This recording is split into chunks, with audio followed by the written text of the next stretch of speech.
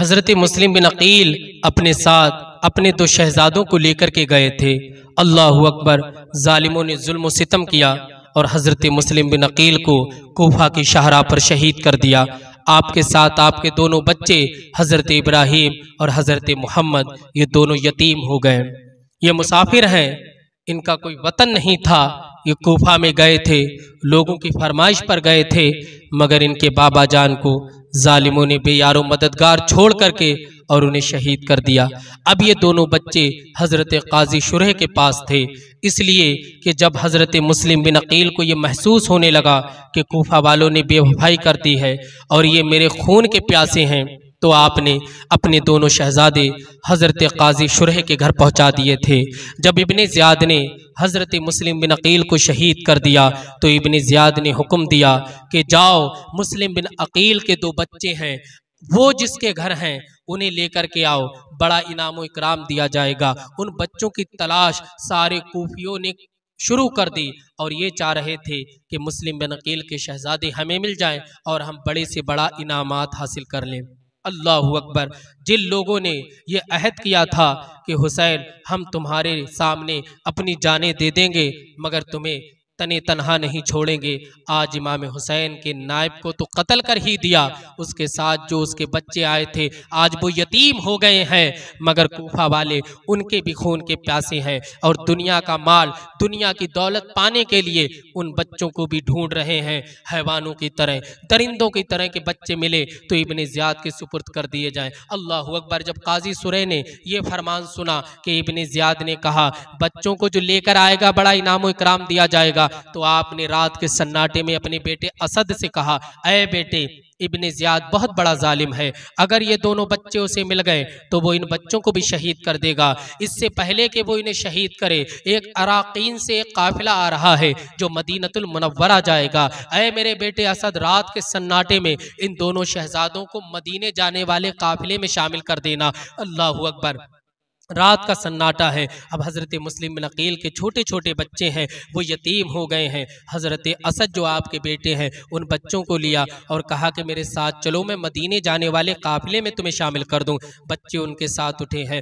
कहा कि देखो वो गर्द जो दिख रही है, चूंकि आपके पहुंचने से पहले पहले काफिला चल गया था। असद ने कहा वो जो गर्द दिख रही है वही काफिला है, दौड़ करके पकड़ लो। और हज़रत असद दूर खड़े हो गए। अब बच्चे दौड़ रहे हैं, भाग रहे हैं, लेकिन काफिला बड़ी तेजी से जा रहा, नन्हे नन्हे कदम उठ रहे हैं, गमों के पहाड़ है, बाप की शहादत का गम भी है और गरीबुल वतन है इसका भी गम है।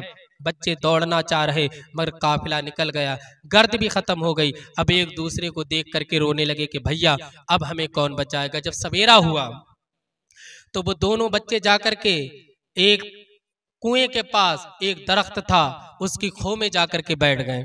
अल्लाहु अकबर। तो सवेरे कुएं में भरने के लिए औरतें पानी आई हैं, तो एक लौंडी आई, ये गुलाम आई कि जिसने पानी भरा तो देखती है पानी में कुछ चांद से चेहरे दिख रहे हैं।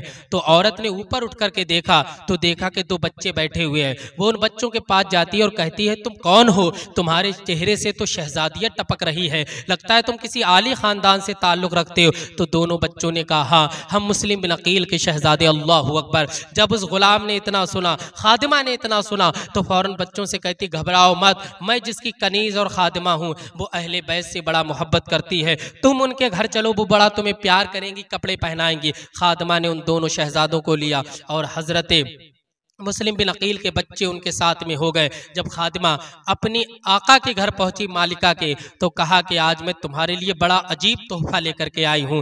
तो आका मालिका ने कहा क्या तोहफा लाई हो? तो कहा ये दो देखो चांद से बच्चे हैं, ये मुस्लिम बिन अकील के बच्चे हैं, ये मुस्तफ़ा की आल के बच्चे हैं। जब उस मालिका ने इतना सुना तो वो खुश हो गई, क्योंकि उनकी औलाद कोई औलाद नहीं थी, उनकी गोद सूनी थी। तो उन्होंने बच्चों को प्यार किया और फरते मोहब्बत में आकर के कहती हैं खादिमा, ऐ मेरी लौंडी, ऐ मेरी गुलाम, इन बच्चों को लाने की खुशी में मैं तुम्हें आजाद करती हूँ।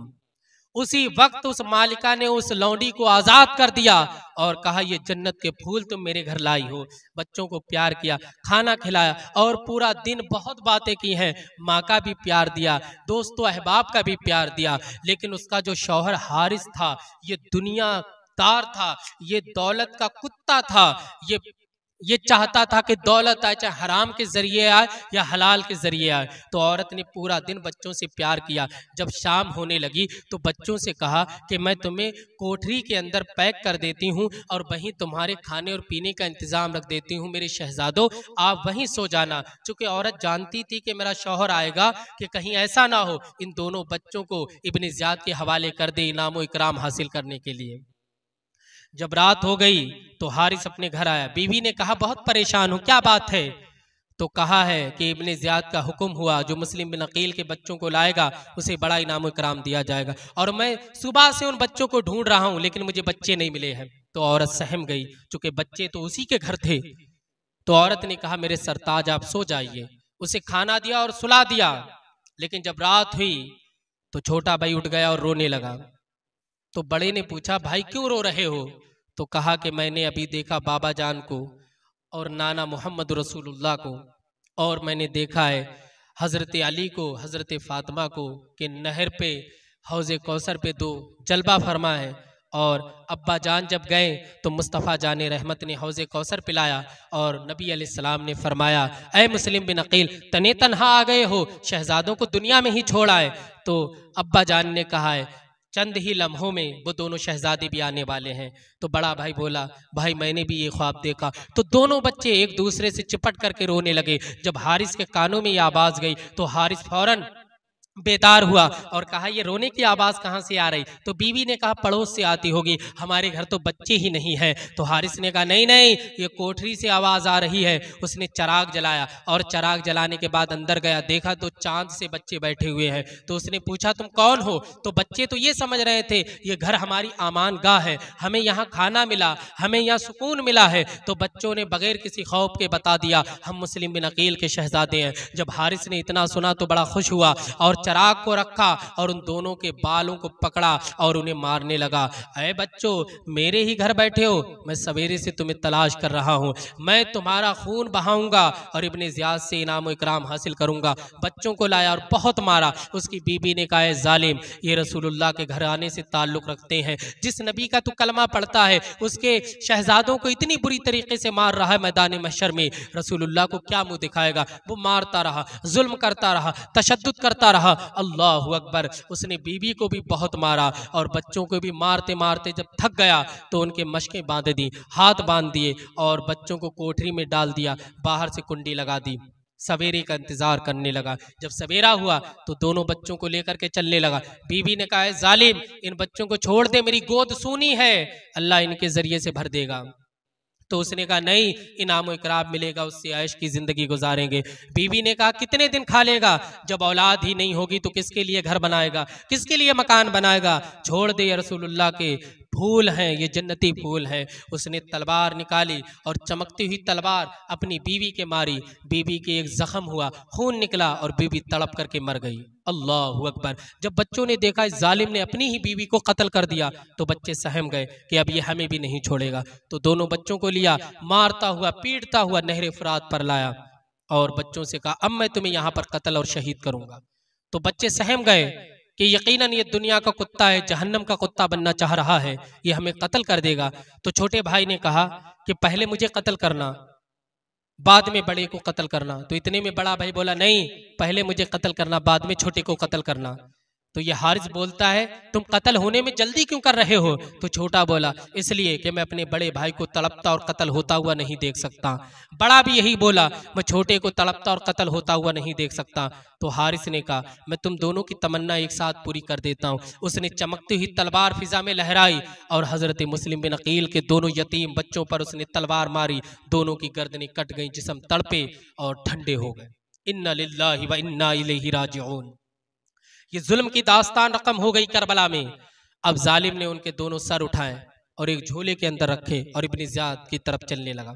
जब इब्ने ज़ियाद पहुंचा तो इब्ने ज़ियाद से उसने कहा ऐ इब्ने ज़ियाद, मैं तुम्हारे लिए एक तोहफा लाया हूं।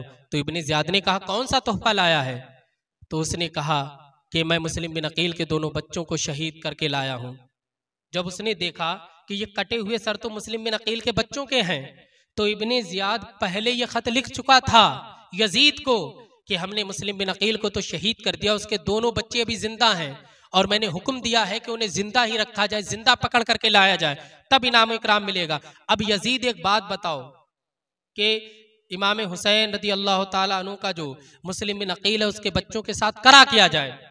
तो ये खत लिख चुका था, अब वो इंतजार में था कि अगर यजीद कत्ल का हुक्म देगा तो कत्ल कर दिया जाएगा और बाकी रखने का हुक्म देगा तो बाकी रखा जाएगा। जब इब्ने ज़ियाद ने देखा कि हारिस उन्हें कत्ल करके ले आया है तो आग बगौला हो गया, गरजदार आवाज में बोला, है जालिम, तुझे कत्ल करने का हुक्म किसने दिया था? मैंने तो सिर्फ पकड़ के लाने का हुक्म दिया था। अब उसने जल्लाद को हुक्म दिया कि इस हारिस बदबख्त ने मेरे हुक्म की खिलाफ वर्जी करी है, मेरे हुक्म को इसने कुछ नहीं समझा है और बच्चों को इसने कत्ल कर दिया, शहीद कर दिया। जाओ इस जालिम की गर्दन मार दो और इसे भी तड़पता हुआ शहीद कर दो, कत्ल कर दो। अल्लाह अकबर। उस जालिम को वहीं पर लेकर गए थे जहां पर इसने मुस्लिम बिन अकील के बच्चों को शहीद किया था। जल्लाद ने तलवार निकाली, हारिस चीखता रहा, चिल्लाता रहा, मुझे माफ कर दो, मुझे माफ कर दो। जल्लाद ने तलवार निकाली और एक ही बार में उसकी गर्दन अलग कर दी। खबीस का जिस्म तड़पा और ठंडा पड़ गया। ये है इमाम हुसैन के खानदान से गद्दारी करने का इनाम जो उसे दुनिया में ही मिल गया। औरत इतनी बावफा थी कि इमाम हुसैन की मोहब्बत में गई, वो जन्नत में जाएगी। और ये जालिम खबीस दुनिया और आखिरत का लानती ये मरा तो जहन्नम में जाएगा।